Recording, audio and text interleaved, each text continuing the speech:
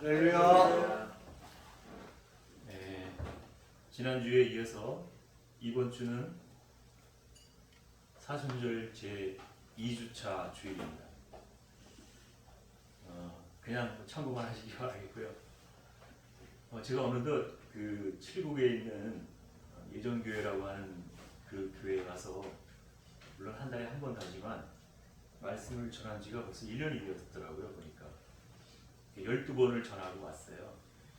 12번에 걸쳐서 말씀을 전하고 왔는데 처음에는 우리 방식대로 우리가 쓰는 용어를 사용해서 예배를 드리면 이게 뭔 소리야? 화들짝 놀라고 안 받아들이고 당장 쫓겨날 그럴 판인데 지금 10번쯤 가서 말씀을 전했더니 지금은 네가 하나님이 되어야 된다 이렇게 말을 해도 안 쫓겨날 정도로 되었어요. 엄청난 발전이죠.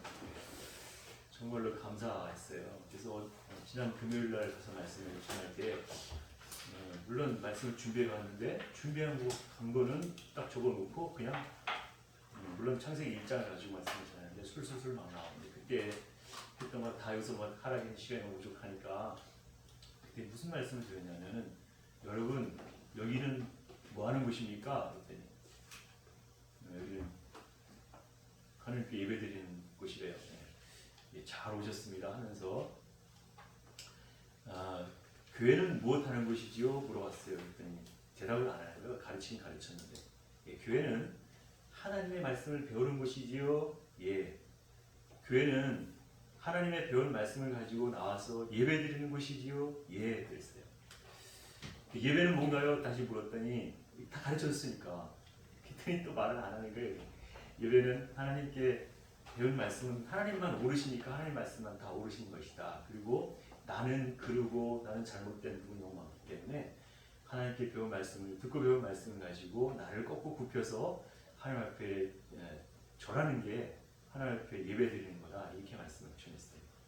뭐 그쯤은 이제 다 소화할 수 있는 부분이라서 그렇게 얘기를 하고 나는 제가 이제 조금 강도를 높이면서 무슨 얘기를 했냐면 그러면 교회 강단에서 세상의 윤리나 도덕을 말하면 될까요? 안 될까요? 그랬더니 또 말이 없어요.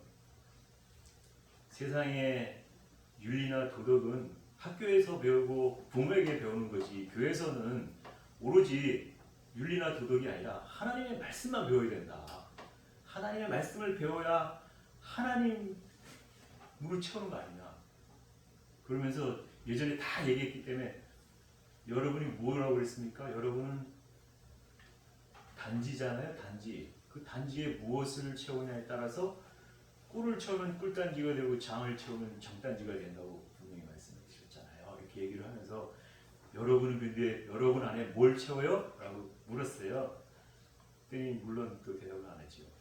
그래서 여러분은 여러분 안에 여러분의 단지 안에 하나님의 말씀으로 채우잖아요. 예. 하나님의 말씀은 무엇인가요? 요한복음 1장에 보니까 하나님의 말씀은 하나님이라고 했으니까 말씀이고 하나님이지요. 그러면 여러분이 예배 중에 와서 하나님의 말씀 듣고 또 그것을 우리 안에 채우니까 여러분이 뭐가 된 거예요? 라고 물었지요. 그래도 우물쭈물 말을 안 하길래 제가 얘기했잖아요. 얘기.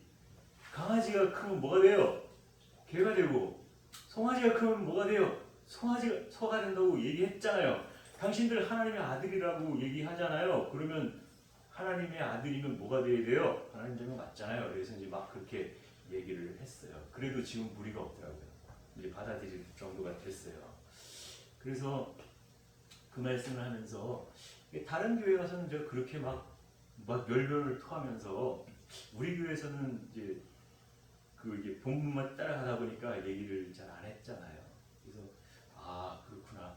우리는 세상 얘기를 듣거나 세상 윤리 도덕을 배우는 것이 아니라 하나님의 말씀을 듣고 배워서 내 안에 채우면 내가 궁극에 가서는 하나님의 아들이 되는 거지만 궁극에 가서는 하나님의 아들이 장성한 분량에 이르기까지 가면 뭐가 된다고요?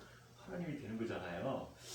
그걸 내가 이렇게 내 얘기만 하면 또 뭔 말이야? 이렇게 얘기할 수도 있으니까 우리는 항상 근거를 제시해야 되잖아요. 그래서 한번 우리 찾아볼까요? 우리 잘 아는 거지만 갈라디아서 3장 16절 한 절만 볼게요. 갈라디아서 3장 16절. 갈라디아서 3장 16절에는 분명하게 그걸 얘기하고 있다라고 하는 것이지. 다 찾으셔서 한 목소리로 한번 분독해 보겠습니다. 시작. 이 약속들은 아브라함과 그 자손에게 말씀하신 것인데 이것을 가리켜 그 자손들이라 하지 아니하시고 오직 하나님을 가리켜 그 자손이라 하셨으니 곧 그리스도라. 아멘. 하나님과 약속한 하나님의 자손들 이렇게 얘기하지 않고 오직 한 사람을 가리켜서 자손이라 했으니 그 이름이 곧 뭐라고요? 그리스도. 그리스도만 하나님과 약속한 자녀라고 그랬죠? 그럼 우리가 뭐가 되어야 된다는 거예요? 그리스도까지 가야 된다는 거잖아요. 그래서 히브리서인가? 아니 저기 야고보서인가? 지금 헷갈리는데 너희가 어디까지 자라가라고요? 장성한 분량에 이르기까지 자라가는데 그리스도에게까지 자라가라고 그랬죠? 예, 살전. 하여튼 우리는 그리스도에게까지 나가야 된다. 4장 11절이고. 그래서 우리는 그리스도까지 나간다라고 하면 우리는 당연히 뭐가 해야 되는 거예요? 뭐가 되어야 되는 거예요? 그리스도가 되어야 되죠. 그리스도가 되어야 마태복음 1장 17절에 예수님의 족보에도 등재가 될 수 있죠. 예수님의 족보에 등재가 되어야 너는 내 아들이다 이렇게 족보에 내 아들 그 이름이 있다라고 따질 수가 있잖아요. 근데 그리스도이면 뭔가요? 그리스도이면 곧 메시아이고 메시아이면 곧 뭐예요? 기름 부음 받은 자이잖아요. 기름 부음 받은 자, 하나님의 말씀으로 온전하게 채워지고 그래서 기름 부은 자이면 그게 그리스도, 메시아, 기름 부음 받은 자가 되는 거잖아요. 그러면 우리는 뭘로 가득 채워야 된다는 거예요? 하나님의 말씀으로 가득 채워야 된다는 거죠. 그럼 우리가 좀 오해할 부분이 있어요. 뭐냐면 그러면 뭐 하나님의 말씀만 배워가지고 하나님의 말씀만 지식으로 가득 채우면 하나님이 되는 건가? 그리스도가 되는 건가? 이렇게 오해할 수도 있다라고 하는 부분이 있을 수 있어요. 그러나 우리가 하나님의 말씀을 배운다 해서 그걸 지식적으로만 안다 해서 되는 게 아니라 그 모든 말씀이 살아있는 말씀으로 살아있는 말씀이 되려면 그 문자적으로 배우는 말씀은 로고스의 말씀인데 그게 살아있는 생명의 말씀으로 되려면 흐레마의 말씀, 생명의 말씀으로 그렇게 변화가 되어야 되죠. 그럼 그 말씀이 다 내 안에 살아서 역사해야 된다는 거죠. 그러면 그 얘기가 뭐냐면 삶을 통하여서 내가 그렇게 살아내는 거구나. 그렇게 말씀대로 살아내는 거구나. 그게 생명의 말씀, 살아있는 말씀이구나 라고 되는. 그렇게 그게 다 내 안에, 내 신비 안에 새겨지는 것이 우리가 장성한 분량에 이르는 그리스도까지 자라가는 그 부분이라고 하는 것을 생각할 때 우리는 이제는 다 통과했지만 그 지루하게 이 말씀을 왜 배워야 되나? 이 그 딱딱한 원어는 또 왜 공부를 해야 되나? 어떻게 하면 뭐 이렇게 좀 쉽게 좀 넘어가지? 막 이렇게 생각할 수 있는데 그런 부분들은 이제 좀 다 내려놓고 좀 이렇게 말씀을 어렵고 힘들어도 물론 지루하고 때로는 좀 따분한 부분들이 있을지라도 하나님의 말씀을 기쁨으로 받아 내 안에 채우시는 저와 여러분들 되시길 축원드리겠습니다. 그래서 지난번에 이어서 이번 주도 똑같은 본문으로 마태복음 11장 16절로 24절의 말씀을 오늘 본문으로 봉독을 해드렸잖아요. 함께. 그래서 내용이 저는 짧을 줄 알았는데 참 길어가지고 이제 두 부분 나왔는데 오늘은 그래서 제목도 지난주와 똑같이 이 세대를 무엇으로 비유할고 2예요. 2. 이 세대를 무엇으로 비유할고 두 번째 시간입니다. 그래서 지난번에 말씀을 드릴 때 16, 17, 18, 19절까지는 어느 정도 말씀을 드렸다라고 생각을 했어요. 그래서 지난번에는 여기서 이 세대를 무엇으로 비유할고 했더니 그 예수님께서 비유하신 말씀으로 했잖아요. 뭐 아이들이 장터에 가서 제 동물을 불렀다. 근데 그것도 조금 내용이 좀 다르게 번역이 되어 있다. 뭐 그렇게 얘기를 하면서 여기서 아이들에게 제 동물을 불러서 이렇게 전하는 것 그거이셨는데 그게 바로 장터 안에서 그들에게 복음을 전했을 때 그들이 그것을 듣고 반응하면 그들이 춤을 춰야 되는데 춤을 추지 않았다. 그래서 뭐 그런 말씀을 비유로 하신 말씀을 해서 쭉 말씀을 드렸잖아요. 그래서 그 내용이 이제 17절에 나왔고 피리를 불어도 너희가 춤추지 않고 우리가 애국하여도 너희가 가슴을 치지 아니했다 하는 거는 여기서 피리를 분다라고 하는 것은 말씀을 전한 거고 그 다음에 춤을 춘다라고 하는 것은 그 말씀을 받아들이고 내가 그 말씀에 반응하는 거잖아요. 그래서 그 말씀을 듣고 이제 예수님께로 나오는 그런 부분이 되어야 되는데 이제 이 세대를 비유해 보니까 그 너희들은 지금 이제 그렇지가 않더라 이렇게 얘기를 하고 있었다라고 하는 것입니다. 그러면서 말씀을 해줘도 이 세대는 깨닫지도 못하고 반응을 하지도 않았다, 죄를 느끼지도 못했다 그렇게 말씀을 하셨다라고 하는 거예요. 지난주에 이렇게 말씀을 드렸어요. 그러면서 18절 19절에 나오는 내용이 뭐냐면 요한이 나오고 그 다음에 인자가 나왔어요. 그래서 요한은 18절에 보면 요한은 와서 먹지도 않고 마시지도 않고 하매 저희가 말하기를 귀신 들었다 여기까지 말씀을 드렸잖아요. 그래서 여기서 요한은 와서 먹지도 않고 마시지도 않았다. 이 먹는 것과 마시는 것이 뭔가 이렇게 말씀을 들으면서 이제 이 말씀을 들으다 보니까 마태복음 2장까지 쭉 내려갔던 적이 있었잖아요. 기억나시죠? 그래서 여기서 먹지도 않고 마시지도 않고 그럴 때 다시 얘기할 필요는 없지만 여기서 먹는다는 거는 뭘 말하는 거예요? 하나님의 말씀을 먹는 거잖아요. 마신다는 거는 뭘 말하는 거예요? 마신다라고 하는 거는 음료를 마신다고 그러잖아요. 음료는 곧 물도 음료고 포도주도 음료잖아요. 그래서 여기서 마신다라고 할 때 먹는다라고 하는 것은 생명의 말씀, 복음, 생명의 말씀, 복음 그런 것들인데 그런 것들을 이 요한을 와서 먹었나요? 안 먹었나요? 안 먹었죠. 그 다음에 마시지도 않았다. 그러면 마시지도 않았다라고 하면 여기서 이제 보통 우리가 음료를 포도주로다가 저쪽 근동지방에서는 많이 사용하는데 포도주를 먹었다는 거예요? 안 먹었다는 거예요? 안 먹었다는 거죠. 마시지 않았다라고 하는 것은 여기서는 포도주와 연관이 있는데 마시지 않았다라고 하는 것은 이 포도주라고 하는 것은 다른 음료하고는 좀 다르게 포도주 하면 색깔이 무슨 색깔이에요? 붉은색이죠.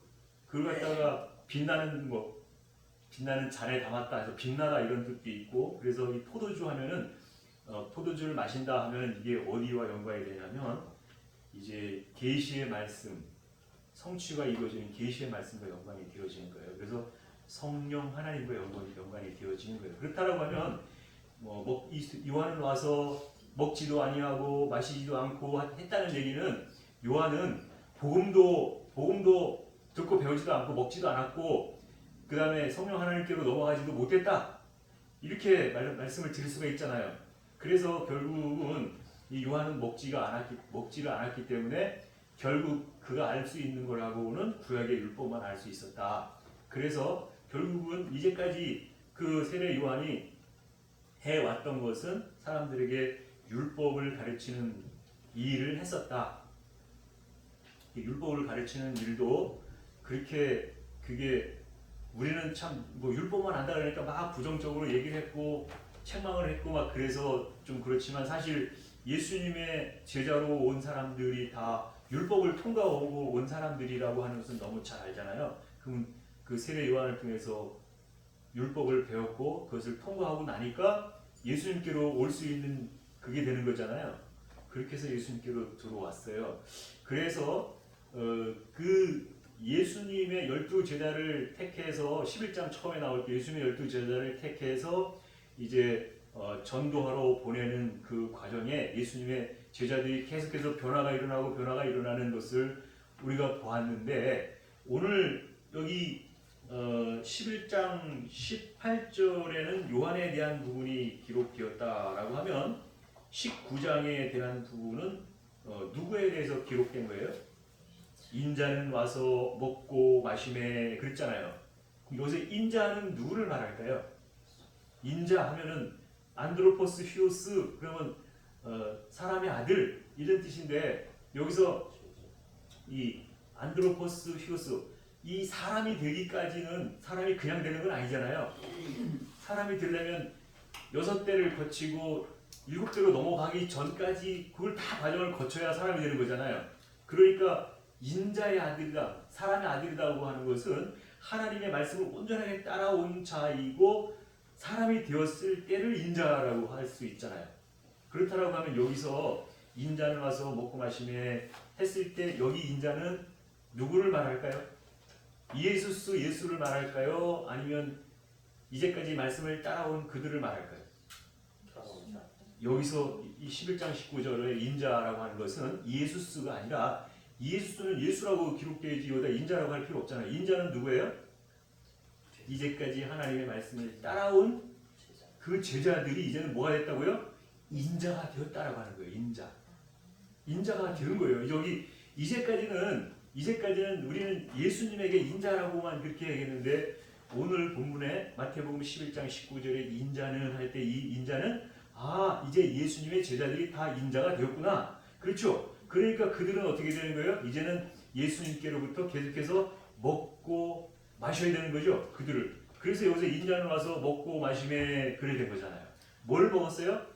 생명의 말씀인 복음을 먹었고 복음을 다 먹고 다 듣고 나면은 이제 어떻게 되는 거예요? 하나님의 말씀을 채워지면 뭐가 와야 되는 거예요? 반드시 성령의 기름 부음의 때가 와야 되죠. 그게 마시는 거잖아요. 성령의 기름 부음이 오는 때가 오는 거잖아요.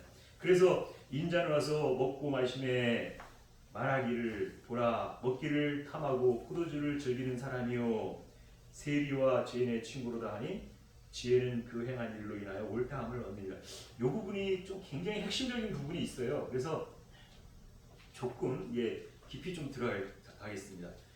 뭐라고 했냐면 인자는 와서 먹고 마시며 말하기를 보라 먹기를 탐하고 할 때 이 먹기를 탐한다 할 때 여기 이 먹기를 탐한다라고 하는 것은 무엇을 말하냐면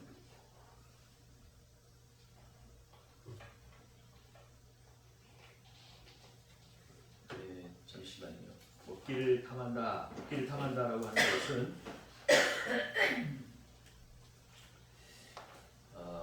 원어적으로는 파고스라고 하는 단어인데 이게 먹기를 탐하고 우리는 이렇게 번역을 했어요. 파고스라고 하는 단어를.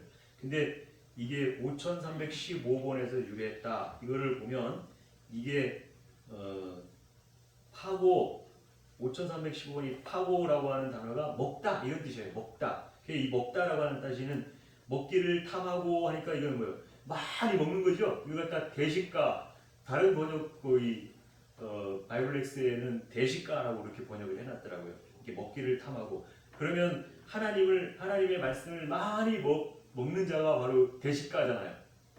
그 다음에 포도주를 즐기는 그렇게 번역된 거는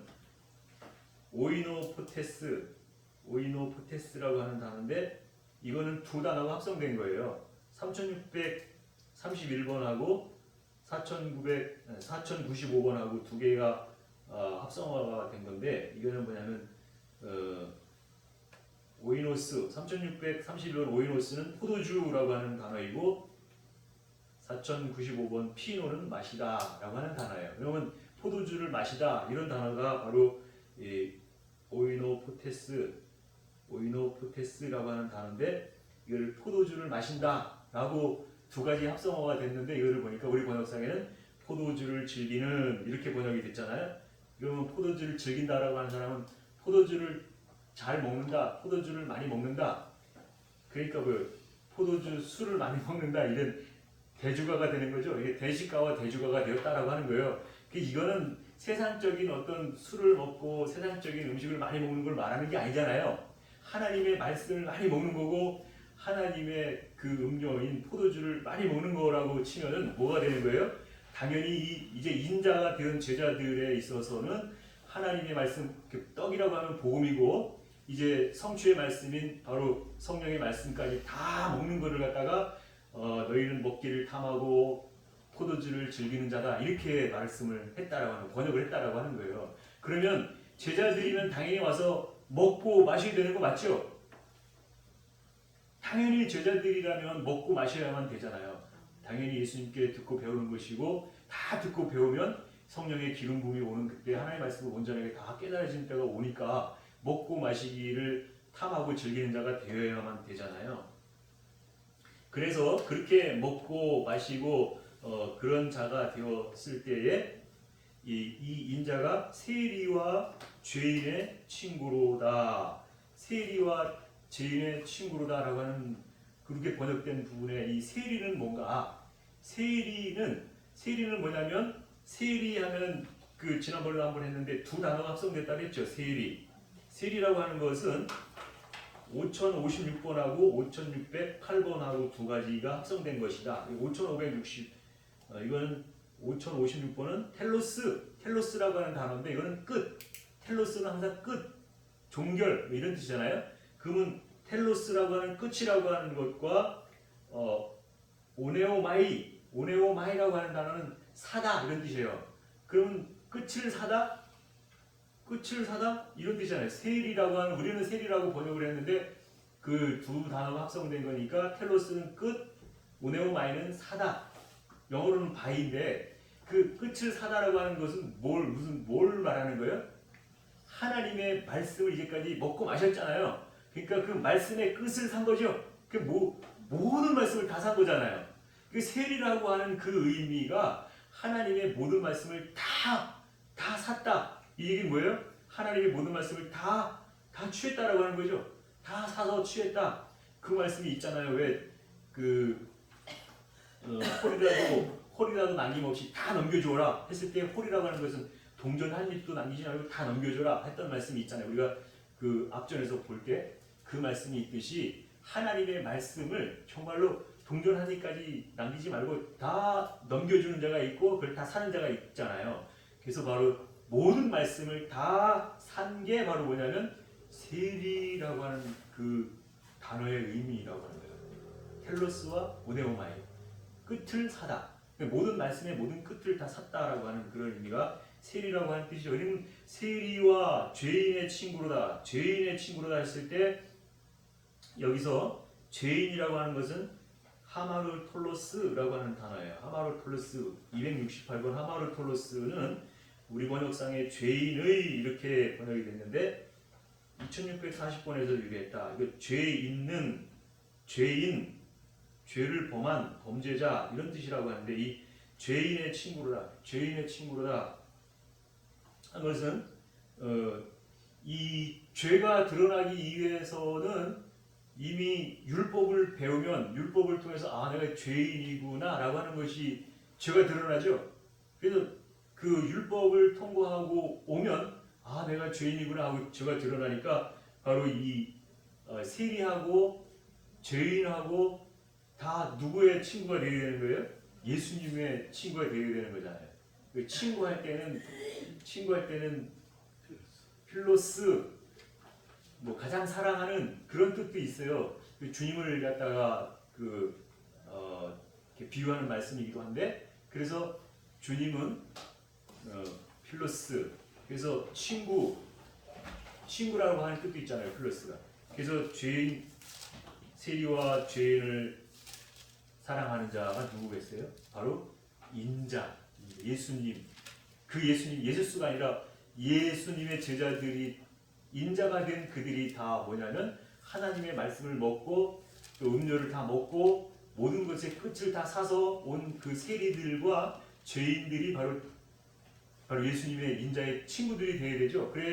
그래야만 그들에게 말씀을 전하고 구원이 있을 거잖아요. 그래서 그렇게 되어지면 말씀을 모든 것을 다 먹고 온 사람들이 이제 세리가 되어지는 거고 세리를 통해서 또 죄인과 예수님이 우리 함께 그 만찬을 하는 그런 모습이 있었잖아요. 그렇게 해서 계속해서 먹으니까 바로 예수님을 인자를 뭐라 그랬어요? 세리와 죄인의 친구로다 이렇게 말을 했던 것을 우리가 기억할 수 있습니다. 그렇게 되면 이제 어떤 말씀이 또 있냐면 지혜는 그 행한 일로 인하여 옳다함을 얻느니라 그랬잖아요. 그 지혜는 그 행한 일로 옳다함을 얻느니라 우리 번역이 그렇게 됐는데 여기에 나오는 그 지혜는 지혜라고 하는 것은 지혜, 높거나 낮은 또는 세상적이거나 영적인 그런 부분에 있어서 지혜를 말하는데 이 지혜가 주격이에요. 그러니까 이 지혜는 뭐가 지혜냐? 지혜는 그 행한 일로 인하여 행하다 에르곤이라고 하는 것은 일을 말하는데 행한 일로 인하여 아포가 인하여 행한 일로 인하여 그의 행한 일이라는 것은 그는 아우토스 거정이에요. 아우토스라고 하는 게 이제 자기 자신이잖아요. 그러면 내 자신이 행한 일로 인하여 옳다함을 얻느니라. 디카이오라고 하는 단어 옳다함을 얻느니라. 옳다, 의롭다라고 간주된다. 흠이 없다라고 여긴다라고 하는 것이 뭐 때문에 그러느냐? 디카이오스는 의로운 이런 뜻인데 뭘로 의롭다고 여겨지느냐? 네 자신이 가서 행한 일들로 인하여서 옳다함을 얻는다. 네가 의롭다고 간주함을 받는다라고 했어요. 그러면 여기서 그들이 옳다함을 받으려면은 어떻게 해서 옳다함을 받을 수 있겠어요? 내가 뭔 일을 행해야 되잖아요. 인자가 된 제자들이 가서 자기가 듣고 배운 모든 말씀을 가지고 세리가 되어서 죄인들에게 함께 먹을 때, 함께 나눌 때 그들에게 가르치는 거가 되는 거잖아요. 그래서 그렇게 해서 가르치면 다 뭐가 되는 거예요? 나중에 뭐 어차피 좀 장래인이 될지는 모르지만 그들도 다 인자가 되어야 되잖아요. 그렇게 되면 그게 행한 일이 되는 거죠. 그게 행한 일이 되는 거잖아요. 그러면 그걸 갖다가 그게 바로 지혜다. 그리고 옳다. 그 지혜가 바로 옳다함을 얻는다라고 그렇게 말씀을 드렸다라고 하는 거죠. 그래서 지혜는 자신들의 자녀들의 행한 일로부터 의롭다함을 얻는다는 것이다. 그러니까 뭐예요? 내가 가서 말씀을 전했어요. 그리고 전한 그들을 결국은 내가 전해서 열매를 맺었다라고 하면 그 열매 맺은 것이 자녀이잖아요. 그러면 그 자녀들이 내가 맺은 열매이면 그들로 보고 그 열매를 보고 아 옳다 이렇게 여김을 받는다라고 하는 거예요. 그래서 반드시 나는 처음에 나만 배우면 되지 왜 또 가르쳐야 되나 이렇게 말씀을 채웠으면 내가 구원받으면 됐지 뭘 또 왜 가르쳐야 되나 처음에는 그런 생각을 가졌거든요. 근데 여기서도 말씀하셨듯이 배웠으면은 가서 또 가르쳐서 그들로 내 자녀를 삼아야 된다. 그건 내 열매를 맺어야 된다. 그러면 이게 바로 지혜인데 그걸 갖다가 의롭다고 여겨준다. 이렇게 말한다는 것이었어요. 그게 반드시 우리가 나만 구원받는다라고 하는 측면이 아니라 다른 사람도 함께 구원받도록 가서 가르치고 그들 열매 맺도록 그를 자녀 삼는 그것이 있어야만 나 또한 구원받는다라고 하는 것이 이제서 이해가 되어지고 깨달아지게 되었다라고 하는 것입니다. 그래서 20절에 보면 지난주에는 하지 않았지만 20절에 보면 예수께서 권능을 가장 많이 베푸신 고울들이 회개치 아니함으로 그때 책망하시되라고 이렇게 말씀이 나오고 있는데 여기서 이 예수께서 책망하셨다. 예수께서 책망하셨다 할 때 왜 책망을 하셨다고 그랬어요? 권능을 가장 많이 베푸신 고울들이 회개치 아니함으로 책망을 하셨다 그랬잖아요. 권능을 가장 많이 베푸신 고울 이게 무슨 뜻인가? 권능을 가장 많이 베푼 고울이라고 하는 것은 권능이라고 하는 게 디나미스, 능력, 권능, 힘 이런 것들을 말하는데 자신의 권능을 여기서 아우토스 디나미스예요. 그래서 자신의 권능을 가장 많이 행한 것이라고 하면 뭐예요? 아우토스 디나미스는 예수스를 말하는 것이 아니라 인자가 가서 배운 것을 가지고 그 힘을 가지고 많은 사람들에게 베풀고 나누면 그게 바로 자신이 행한 일이잖아요. 그 자신이 행한 일이 되니까 그래서 다른 사람들한테 막 그걸 베풀어야 되는데 누가 베푸는 거예요? 예수님이 아니라 인자가 된 제자들이 그들이 바로 아우토스 자기 자신이잖아요. 그래서 그 그 자신들이 권능을 가장 많이 베푸신 고을들이 회개치 아니함으로 했을 때 뭐예요? 가서 전하고 전했는데 가서 막 전했는데 가장 많은 권능을 전했는데도 불구하고 그 전했다라고 하는 것은 자녀를 삼거나 열매가 맺는 그 원인이 되잖아요. 기노마이라고 하는 원인이 되잖아요. 그렇게 많이 베풀었는데 이 베푸신이라고 하는 게 바로 기노마이 원인이 되다 이런 뜻이잖아요. 그래서 그렇게 많이 했는데도 고을들이 회개하지 않았다. 고을이라고 하는 것은 뭐예요? 폴리스예요. 폴리스. 성읍. 우리가 가서 싸워내야 되는 부분이 성읍이잖아요. 그래서 그 싸워내는데도 불구하고 그들이 어떻게 했다고요? 회개하지 않았다. 회개하지 않았다라고 하는 것은 그 말씀을 들었는데도 불구하고 그를 돌이키지 않았다라고 하는 것이죠. 그래서 회개하지 않았다. 근데 회개하지라고까지만 번역을 하면 회개하지가 뭐냐면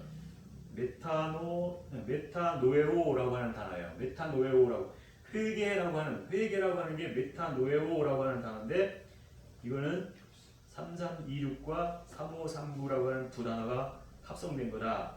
이것은 메타라고 하는 것은 뭐뭐와 함께 이런 뜻이고 노에오라고 하는 단어는 알다 이런 뜻이에요. 메타 노에오 하면 함께 알다 이런 뜻이거든요. 함께 아는 게 뭐예요? 서로 사고 팔고 하나님의 말씀을 주고받고 하는 게 바로 함께 아는 거죠. 함께 아는 거. 메타 노에오라고 하는 것은 서로 함께 아는 거. 그래서 알다라고 하는 그 뜻은 어디서 번역받냐면 그것이 누스의 마음, 깨닫는 마음이 누스의 마음이잖아요. 그 깨닫는 마음이 바로 이 노에호라고 하는 알다라고 하는 그 어근에서 왔다라고 하는 거죠. 그래서 함께 말씀을 전하고 들을 때에 서로 팔고 사는 거가 되잖아요. 매매를 하는 거가 되잖아요. 하나님의 말씀을 사고 파는 거잖아요. 그렇게 했을 때 함께 알아지는 것을 갖다 뭐라고 그러느냐? 메타노에오라고 하는데 우리 번역으로는 회개라고 하는 회개. 그러니까 회개라고 하는 게 뭐라고요? 함께 아는 거. 하나님의 말씀을 함께 아는 것을 회개라고 한다. 그래서 하나님의 말씀을 함께 안다는 것은 하나님이 말씀이고 하나님께로 돌아온 거죠. 그러니까 그걸 갖다 회개라고 합니다. 그래서 이 회개라고 하는 것을 원어적으로 뜻이니까 하나님의 말씀을 함께 아는 거구나. 그래서 함께 알아야 되는데 뭐예요? 알지 못하였다.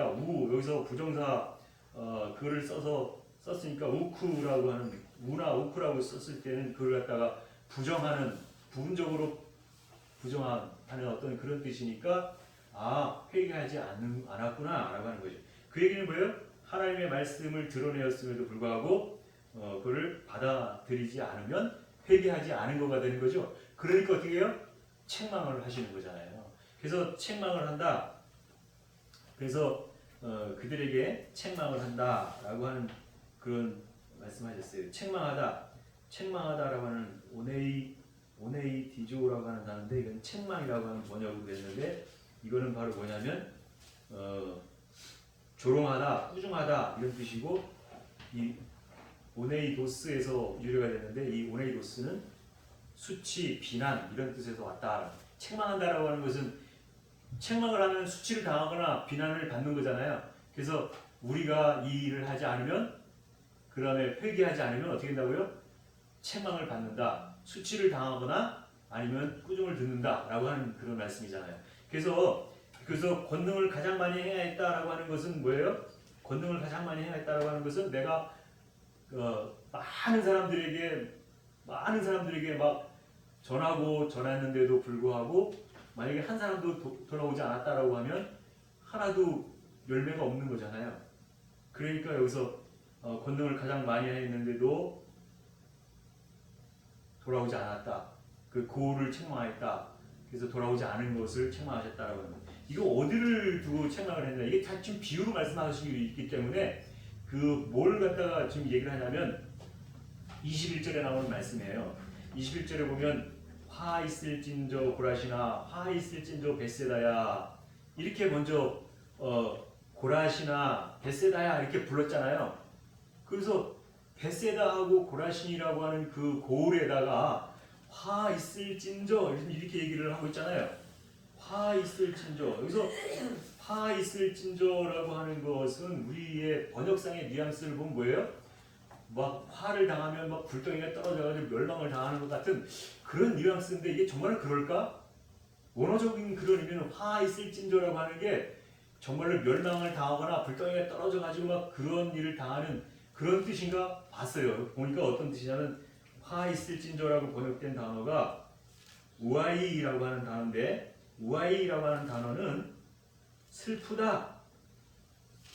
이게 감탄사인데 오 슬프다 이런 뜻이에요. 화 있을진저라고 번역이 됐지만 감탄사로 오 슬프다 이런 뜻이라고 하는 것이죠. 왜 슬프냐? 아 슬프다 고라시나 아 슬프다 벳세다야 지금 이렇게 얘기하고 있는 거죠. 그럼 여기서 화 있을진저라고 하는 것은 뭐 지금 당장 멸망을 당해가지고 막 불구덩이 떨어지는 그런 의미는 아니라고 하는 거예요. 그냥 감탄사로 슬프다 지금 이렇게 얘기를 하면서 벳세다야 고라시나 이렇게 얘기했다라고 하는 것은 벳세다라고 하는 곳과 고라신이라고 하는 곳에 있어서 그 감정을 느끼는 경우는 슬픈 감정을 느끼는 거죠. 감탄사 슬프다 이렇게 얘기를 한 거잖아요. 그랬을 때에 왜 슬펐고 왜 그랬을까요? 이 벳세다하고 고라신이라고 하는 이 두 고을의 이름을 우리가 한번 찾아봐야 되는데 먼저 고라신이라고 하는 이 고을의 뜻은 어떤 뜻이냐면 5523번에 고라진이라고 하는 단어가 우리는 고라신이라고 번역됐어요. 이 고라진은 나무가 많은 곳이라고 하는 뜻이에요. 나무가 많은 곳이라고 하면은 여기서 우리가 보통 나무를 뭘 갖다 나무라고 그랬어요? 사람을 나무라고 그랬잖아요. 그럼 사람이 많은 곳이 어디에 사람이 많아요? 교회에 사람이 많잖아요. 그 여기서 고라신이라고 하는 것은 뭘 말하느냐? 교회를 말한다 그랬어요. 그래서 화 있을진저 고라시나 하는 것은 지금 교회를 보면서 슬프다 그렇게 얘기한 거라고 볼 수 있잖아요. 그 다음에 벳세다야 화 있을진저 벳세다야 할 때 이 벳세다라고 하는 것은 베드사이다라고 하는 단어 966번인데 이 벳세다는 뭘 말하느냐? 고기 잡는 집을 벳세다. 이 벳세다라고 하는 그 이름의 뜻이 고기 잡는 집 이런 뜻이에요. 그래서 고기를 잡는 집이라고 하는 것은 우리가 뭘 연상할 수 있나요? 예수님께서 예루살렘에 올라가실 때 벳세다에 잠시 머물렀던 것들을 기억하는데 이 벳세다라고 하면 뭐냐면 바로 예수님이 복음을 전파하는 곳이로구나. 그러니까 뭐예요? 복음을 전파하면 뭘 잡는 거예요? 고기를 잡는 거잖아요. 물고기를 잡는 거잖아요. 물고기. 그러니까 여기서 고라신이나 벳세다라고 하는 이 고을의 이름은 바로 뭐냐면 슬프다 교회여 또는 슬프다 이 지금 복음을 전하는 이 벳세다를 이야기하는 거지만 고기 잡는 그런 뜻이니까 이게 뭘 말하는 거예요? 교회를 두고 그들을 향하여서 받아들이지 않는 그들을 보면서 이 고라시나 벳세다야 이렇게 얘기하는 거죠. 그렇게 얘기를 하면서 뭐라고 얘기하냐면 너에게 행한 모든 권능을 두로와 시돈에서 행하였더라면 저희가 벌써 베옷을 입고 제에 앉아 회개하였으리라 이런 말씀을 하시는 거예요. 그 뒤에 이어지는 말씀을 보니까 이 고라신과 벳세다라고 하는 곳은 어떤 고을이었나요? 예수님께서 복음을 이 고라신과 벳세다라고 하는 곳은 갈릴리 주변에 있어요. 갈릴리 주변 북동쪽에 있기도 하고 북쪽에 있기도 하는 두 마을인데 거기가 뭐냐면 바로 예수님의 복음을 주력으로 전했던 곳이 바로 벳세다와 고라신이라고 하는 곳에서 예수님께서 주력 사업을 했던 곳이잖아요. 그럼에도 불구하고 그들이 이 복음을 받아들였나요? 안 받아들였나요? 안 받아들였어요. 안 받아들이니까 그때 예수님께서 슬프다 하면서 지금 고라시나 벳세다야 이렇게 얘기를 한 거잖아요. 근데 그 얘기를 하시면서 또 무슨 얘기를 하냐면 두로와 시돈 얘기를 하죠. 두로와 시돈 얘기를 하고 있어요. 여기서 두로는 뭐고 시돈은 뭔가 두로와 시돈에 대한 그것을 얘기를 하고 있다라고 하는 것은 두로라고 하는 것은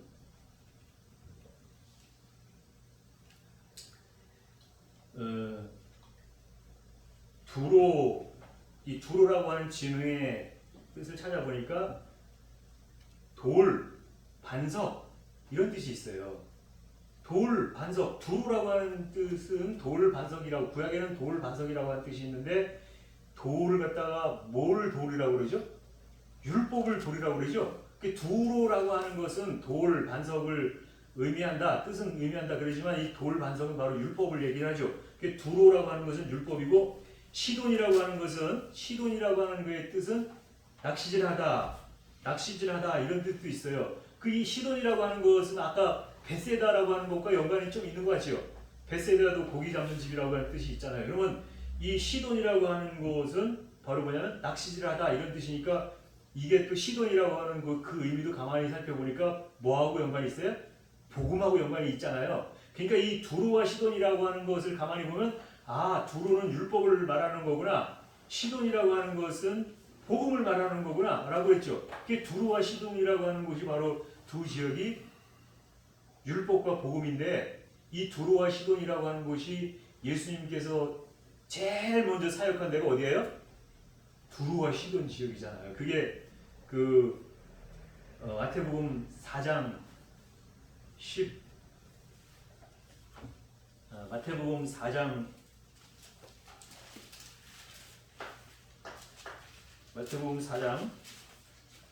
12절에 이하로 나오는 말씀을 보면 13절에 나사렛을 떠나 스불론과 납달리 지경 해반에 있는 가버나움에 가서 사시니 이는 선지자 이사야가 하신 말씀을 이루려 하심이라. 일렀으되 스불론 땅과 납달리 땅과 요단강 저편 해변 길과 이방의 갈릴리요 그랬잖아요.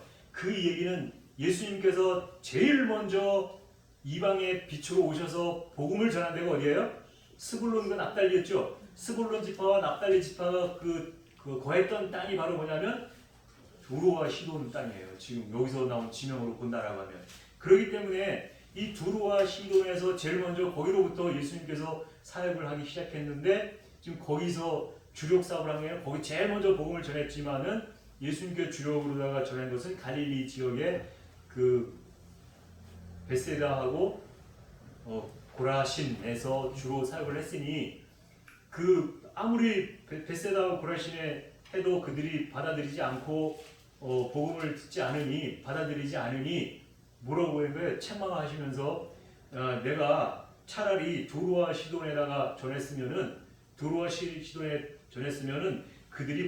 저들이 벌써 베옷을 입고 제에 앉아서 회개하였을 것이다. 베옷을 입다라고 하는 건 구약에 찾아보면 대부분 어떤 때 나오냐면 베옷을 입다, 낡은 베옷을 입다 하는 것은 구약에조차도 회개할 때 베옷을 입는 거예요. 그래서 그들이 벌써 베옷을 입고 한 얘기는 이제 베옷을 입고 뭘 한다고요? 회개를 한다는 얘기죠. 회개를 하는데 제에 앉아 회개하였으리라. 제에 앉다. 제라고 하는 것은 뭐가 어떻게 해서 제가 나와요? 구약의 성막에 보면 번제단에 제일 앞에 나오는 게 번제단이 있는데 번제단에는 제물을 갖다 태워서 드리는 곳이 번제단이잖아요. 제물을 다 태워드리면 그 밑에 뭐가 남아요? 제가 남죠. 그러니까 이 제에 앉아서 회개하였으리라 하는 얘기는 뭐냐면 짐승 같은 나를 다 태워버렸고 다 소진되어가지고 남은 찌꺼기가 그 밑에 제 같은 존재니까 나 자신은 죽고 내가 다시 제 같은 존재로 되어진 게 제라고 하는 먼지, 티끌, 바로 그게 아파르라고 하는 거잖아요.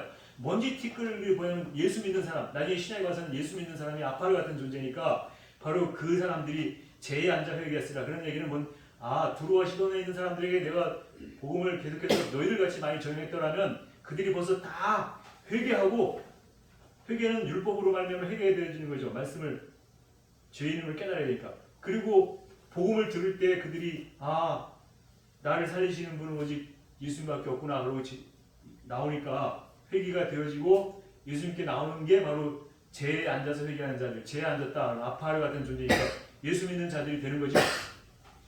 그렇게 해서 고라신하고 베세다를 책망하면서 두루와 시돈에 대한 얘기를 하고 있다라고 하는 거예요. 그래서 이 얘기를 보면은 이 화가 있다라고 하는 것은 화가 있을진저 했을 때 이 화가 있다라고 하는 것은 양면성이 있다라고 하는 거예요. 왜냐하면 책망을 받아야지 내가 거기서 나올 수도 있는 거인 반면에 또 여기서 화가 있다라고 하는 것은 하나님의 말씀을 들으면 어떻게 돼요? 내가 하나님의 말씀으로 책망을 받았어요. 그러면 내가 양심에 찔리고 아픔이 있죠. 여기서 화가 있다라고 하는 것은 내가 하나님의 말씀을 들을 때 찔림이 있고 아픔이 있다라고 하는 것을 말할 수도 있다라고 하는 거죠. 그래서 그들을 책망하셨다, 화 있을 줄 했다라고 하는 것은 그들에게 하나님의 말씀과 복음을 갖다가 듣고 책망을 하셨다라고 하는 뜻도 되는데, 그러니까 이 우리가 생각하는 화 있을 줄 멸망을 당하고 완전히 이렇게 되는 것이 심판을 당하지 이렇게 되는 것이 아니라 내게 슬프다 하는 것은 책망을 하다라고 하는 뜻이니까 책망하는 것은 좋은 뜻도 되는구나. 책망을 받아야지만 내가 나오는구나 라고 하는 것을 볼 수 있어요. 그렇게 해서 그들이 그렇게 해서 책망을 받고 이제 제 앉아 회개하시리라 이렇게 이제 비유로 말씀을 하셨는데, 이 말씀에 이어지는 말씀이 22절에 보면 내가 너에게 이르노니 심판날에 두루와 시돈이 너희보다 견디기 쉬우리라. 내가 너에게 이르노니 심판날에 두루와 시돈이 너희보다 견디기 쉬우리라. 우리는 이렇게 번역을 했는데요. 여기서 내가 너에게 이르노니 뭐라고 말씀하시냐면 심판날에라고 하는 말이 있어요. 심판날이라고 하는 것은 뭘 갖다 심판날이라고 하나요? 심판날이라고 하는 것. 우리는 죽으면 심판받나요? 아니면 뭘 갖다 심판이라고 하나요? 물론 죽어서 가도 그 심판을 받는 것은 받겠죠. 마지막 때 심판을 당연히 받겠지만, 우리가 여기서 심판의 날이라고 하는 것은 심판의 날이라고 할 때 그 심판의 날이 무슨 날이냐면 헤메라의 날이에요. 헤메라의 날. 헤메라의 날이라고 하는 것은 혼란한 오늘날 같은 세상을 우리가 헤메라의 날이라고 하잖아요. 헤메라의 날과 반대되는 날은 무슨 날이에요? 세메론의 날이잖아요. 세메론의 날이라고 하는 것은 내일이 없는 항상 오늘인 날을 세메론의 날이라고 했죠. 내일이 없다라고 하는 것은 밤이 오지 않는 것을 갖다 내일이 없다라고 하니까 항상 밝은 날이죠. 그러니까 우리가 모든 것을 다 이루어놔서 항상 밝은 날이 되면 그게 세메론의 날인데, 여기서 나오는 심판의 날이라고 하는 것은 세메론의 날이 아니라 헤메라의 날이다. 헤메라의 날에 심판의 날인데, 이 심판이라고 하는 것은 뭘 갖다 심판이라고 하느냐? 우리가 딱 놓고 재판장에 앉아가지고 이렇게 판사 앞에서 받는 그런 심판을 말하는 게 아니라, 여기서 심판의 날이라고 하는 것은 제가 하나님의 말씀을 가지고 여러분에게 이렇게 말씀을 전하잖아요. 전하면 그 말씀을 내게 받잖아요. 받으면 내 안에서 찔림이 온다든지 감동이 온다든지 하여튼 말씀을 받아들이는지 거부하든지 그런 현상이 있을 거란 말이에요. 그게 바로 내가 말씀을 받아들이는 그때가 바로 뭐냐? 그게 심판이라고 하는 거예요. 그러니까 헤메라의 날에는 반드시 심판을 받아야 되죠. 그래서 하나님의 말씀으로 우리가 그렇게 받아들이느냐 안 받아들이느냐가 바로 심판인데, 하나님의 말씀을 온전히 받아들이면 구원이고, 하나님의 말씀을 받아들이지 않으면 심판의 나락으로 떨어지는 거죠. 그래서 결국은 내가 너에게 더 많이 이르노니 심판의 날에 두루와 시돈이 너희보다 참아내기가 쉬우리라 그랬어요. 여기서 너희보다 참아내기 쉬우리라. 너 어디하고 비교한 거예요? 여기서 고라신과 벳세다하고 두루와 시돈을 비교한 거잖아요. 그 하나님의 말씀을 받아들이지 않았던 고라신과 벳세다는 하나님의 말씀을 배척하고 안 받아들였으니까 지금 그들이 누구보다도 견디기 어렵다고요? 심판날에는 두루와 시돈이 너희보다 더 견디기가 쉬울 것이다. 참아내기가 더 쉬울 것이다. 지금 그렇게 얘기를 하고 있다라고 하는 것입니다. 그래서 결국은 23절로 넘어가면 가버나움아 네가 하늘에까지 높아지겠느냐 음부에까지 낮아지리라. 네게서 행한 모든 권능을 소돔에서 행하였더라면 그 성이 오늘날까지 있었으리라 라고 하는 이 23절의 말씀은, 여기서 가버나움아 이렇게 처음에 가버나움을 부르잖아요. 이 가버나움은 뭔가요? 가버나움이라고 하는 것을 우리가 지난번에도 한번 봤는데, 가버나움 하면은 여기서 두 가지가 합성이 됐어요. 가버나움 그냥 풀지 않겠는데 가버나움 하면은 위로의 마을이라고 하는 뜻이잖아요. 그래서 위로의 마을 가버나움아 그 네가 하늘에까지 높아지겠느냐 네가 하늘에까지 높아지겠느냐라고 하는 말씀과 음부에까지 낮아지리라 이렇게 지금 번역이 되어져 있는데 요게 우리 번역상에 약간 번역이 조금 잘못됐어요. 그래서 그 원어적인 부분을 한번 다시 보면 가버나움아 하면서 네가 하늘에까지 높아지겠느냐 하늘에까지 높아지겠느냐 이것이 원어로 보면 호메 헤오스 호 우라노스 휩소라고 하는 요 단어를 번역한 건데 여기서 호메 메라고 하는 것은 부정사지요. 부정사는 부정사인데 어떤 부정사냐면 제한적 부정을 나타내는 의문불변사예요. 그래서 이게 뭐가 의문스럽긴 의문스러운데 부정적인 의문사예요. 그래서 호메라고 했던 이 단어를 이 우리 번역상에는 번역을 안 된 거예요. 그래서 네가 하늘에까지 높아지겠느냐라고 우리는 번역을 했는데 원래 원어대로 번역을 해야 되면 어떻게 번역을 했냐면 가버나움아 네가 하늘에까지 높아지지 않겠느냐. 여기서 높아지겠느냐. 여기서 휩소라고 하는 것은 높다, 높이다 이런 뜻인데 여기서 부정사가 들어갔으니까 높아지다, 아니다 라고 하는 높아지지 않겠느냐 이렇게 돼야 되죠. 근데 여기 우리 번역사에 네가 하늘에까지 높아지겠느냐 높아지겠느냐 하는 얘기는 네가 하늘에까지 높아지겠느냐 하는 얘기는 높아지면 안 된다라고 우리는 그렇게 지금 그런 뉘앙스를 보고 읽었잖아요. 근데 여기서 이 번역을 다시 새롭게 하면은 네가 하늘에까지 높아져야 한다. 네가 하늘에까지 높아지지 않겠느냐. 높아지지 않아야 한다. 높아지지 않아야 하겠느냐. 그 얘기는 높아져야 한다는 말이죠. 부정에 여기서 높아진다는 것은 이렇게 높은 건데 거기서 부정하니까 높아져야지 되지 않겠느냐라고 이렇게 물어본 거죠. 그래서 이 얘기는 무슨 얘기냐면 네가 하늘에까지 높아져야 된다라고 하는 뜻이라고 하는 거예요. 그래서 네가 하늘에까지 높아져야 된다. 그런데 어떻게 된다고요? 그들이 음부에까지 낮아지리라. 그런 얘기를 하고 있다. 여기서 음부에까지 낮아지리라 할 때 음부라고 하는 것은 우리는 음부하면 뭐가 생각나요? 음부하면 지옥, 저 땅 지하 세계를 생각을 하잖아요.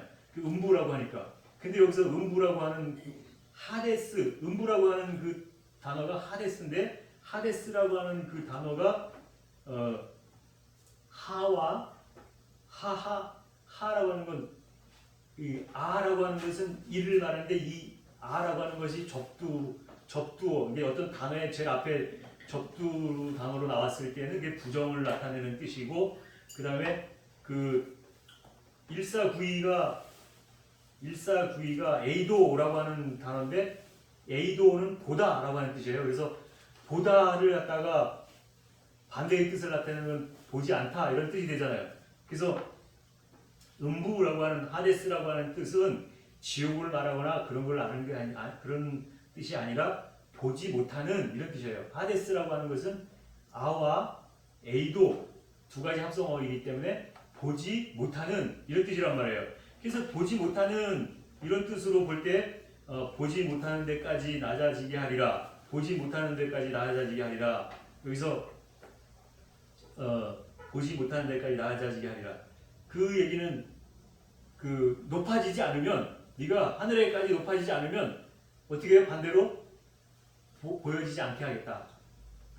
보지 못하는 데까지 낮아지게 하겠다라고 하는 그런 뜻이라고 하는 거죠. 그래서 왜냐하면 만약에 네 안에 행한 그 모든 권능을 소돔 안에 행하였더라면 그 성이 오늘날에게까지 있을 것이다.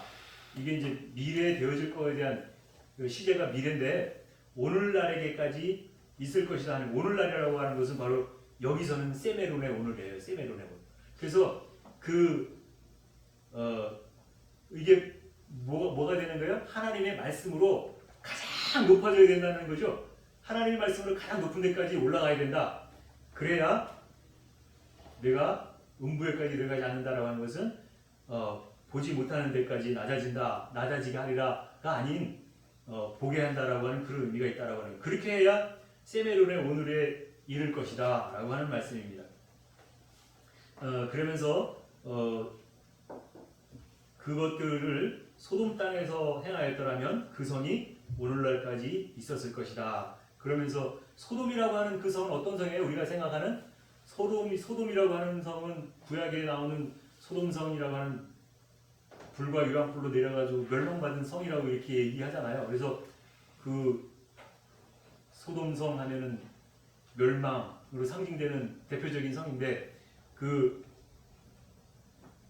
소돔성에 행하였더라면 그 소돔성이 오늘날까지 있었을 것이다. 그 얘기 뭐예요? 소돔성이지만 그 성에 가서 너희들에게 벳세다 고라신 너희들에게 그렇게 행한 것 같이 했다라고 하면 그 성이 세메론의 오늘날까지 있었을 것이다. 지금 그렇게 얘기를 하고 있다라고 하는 것이죠. 그래서 이제 23절에 대한 내용을 이렇게 쭉 봤더니 이 내용이 어떤 내용을 말하고 있는 것 같아요? 하나님의 말씀으로 온전하게 다 채워져야만 되는 거구나. 하나님의 말씀을 증거하고 전하면 그것을 온전히 다 받아들이고, 그것을 받아들이면 내 것이 되어지고 구원에 이르지만 받아들이지 않으면 그러면 하나님께서 아예 보지도 못하게 해가지고 가장 낮아지게 하겠다. 지금 그런 식으로 지금 책망하면서 비유적으로 소돔성까지 비유를 들면서 그렇게 말씀하셨다라고 하는 거죠. 그래서 24절 내가 너희에게 이르노니 심판날에 소돔 땅이 너희보다 견디기 쉬우리라 하시니라 라고 말씀을 하고 있어요. 여기서 더욱이 내가 너희에게 이르노니 왜냐하면 심판날 회멸하의 날에 너보다 소돔 땅, 소돔의 땅 할 때 이 소돔의 땅은 뭘 말하냐면 소돔의 땅, 개의 땅을 말하는 거예요. 개의 땅. 개의 땅은 율법이죠. 그 율법으로다가 완전히 멸망받아야 될 소돔 땅 같은 그런 땅이지만 이 심판의 날에 너보다 소돔 땅이 더욱 견딜 수가 있을 것이다. 그러니까 소돔 땅이 견딘다는 거죠. 소돔 땅이 너보다는 소돔 땅이 견딜 거다. 지금 이렇게 얘기하고 있다라고 하는 거예요. 그래서 심판의 날이라고 하는 것은 바로 내가 오늘 하나님의 말씀을 받고 그 말씀을 영접하는 그런 날이구나. 근데 내가 그것을 받지 않고 거부를 한다든지 안 받아들이면 바로 이 소돔 땅이 더 견디기가 쉽다는 얘기는 뭐예요? 그 상상을 해보세요. 소돔 땅이 그 멸망받은 불과 영이 떨어진 그런 땅인데 그 땅이 견디기가 더 쉽다고 하면 얼마나 말로 상상이 가죠? 얼마나 고통스러워. 그런 것들을 한번 생각해 볼 수 있다고 하는 것입니다. 그래서 구원이라고 하는 그 말씀은 우리가 하나님의 말씀을 다 배워서 하나님의 말씀을 알면 그게 구원이다라고 하는데, 그 아는 것으로 끝나는 게 아니라 제가 처음에 소도의 말씀을 드렸지만 그 안다라고 하는 것은 뭘 안다라고 하는 거냐면 지식적으로만 아는 것을 안다라고 하는 것이 아니라 그 말씀이 온전한 살아계신 생명의 말씀으로 내가 다 내 안에 새겨지고 내가 그렇게 알아야지만 아는 것이다. 그래서 그 배운 것들을 삶으로 온전하게 살아내는 것을 안다라고 이렇게 말씀을 하는 것이라는 거죠. 그래서 하나님의 말씀을 듣고 배워서 온전하게 내가 변화를 일으키는 그런 삶으로 살아가는 것이 성경에 있는 모든 말씀을 내가 다 듣고 배워서 안다라고 하는 그런 말씀이다라고 하는 것을 우리가 생각할 수가 있겠다라고 하는 것이죠. 그래서 처음에 갈라디아서 3장 16절에도 말씀하셨지만 우리는 하나님의 아들이 되려면, 물론 하나님과 아브라함 사이에 맺은 그 언약에 많은 자손들을 자손이라 하지 아니하고 오직 한 사람을 가르쳐 자손이라고 했으니 곧 그리스도만 자손이 된다 했으니 다 우리는 뭐가 되어야 된다고요? 그리스도가 되어져야 된다라고 하는 그 말씀과 연결이 되어진다라고 하는 것이죠. 그래서 하나님의 말씀으로 온전하게 되시는 저와 여러분이 되시길 축원하겠습니다. 기도합니다. 참 좋으신 하나님 아버지, 은총을 감사합니다. 아멘. 하나님 아버지,